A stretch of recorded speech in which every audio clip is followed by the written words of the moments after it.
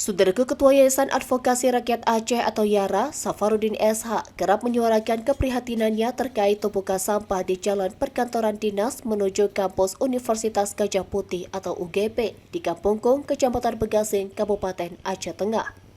Saat berkunjung ke Takengon, dia berhenti sejenak di jalan tersebut dan membagikan postingan di media sosialnya mengenai tumpukan sampah yang merusak pemandangan di Kabupaten Aceh Tengah.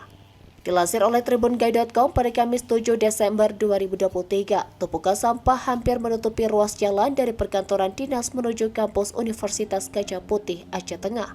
Sampah-sampah tersebut bahkan mengeluarkan bau busuk berserakan di jalan sepanjang kurang lebih 200 meter. Safarudin SH dengan tegas menyampaikan keprihatinannya terhadap masalah sampah yang menghiasi kota Takengon, salah satu destinasi wisata di Aceh. Dalam pernyataannya, Safarudin menekankan bahwa kebersihan memainkan peran penting dalam melestarikan citra Takengon sebagai kota wisata, terutama di tengah penerapan syariat Islam di Aceh. Lebih lanjut, Safarudin menyoroti lokasi sampah yang berada dekat dengan perkantoran pemerintah Kabupaten Aceh Tengah.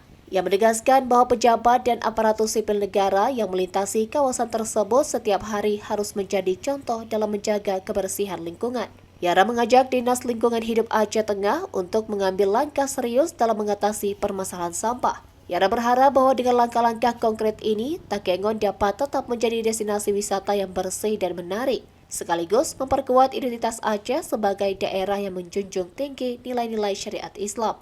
Dari Aceh Tengah, Romadani, Tribun Gayo. Assalamualaikum kawan-kawan, ini saya hari ini datang lagi ke Takengon ya. Ini di Desa Kung ya, baunya tidak sedap. Ini kondisi sampah-sampah di jalan ini ya. Dulu sudah pernah kita kritisi, setelah itu dibersihkan oleh aparat kampung, oleh anak-anak muda informasinya. Tapi informasinya juga kemudian ada berulang-ulang kembali. Jadi sampahnya ini bukan dari warga sekitar. Ini sampah dari orang-orang yang lewat, yang dari mana-mana kemudian melempar sampah di sini. Ini sampah seperti ini sangat bau jorok ya. Nah ini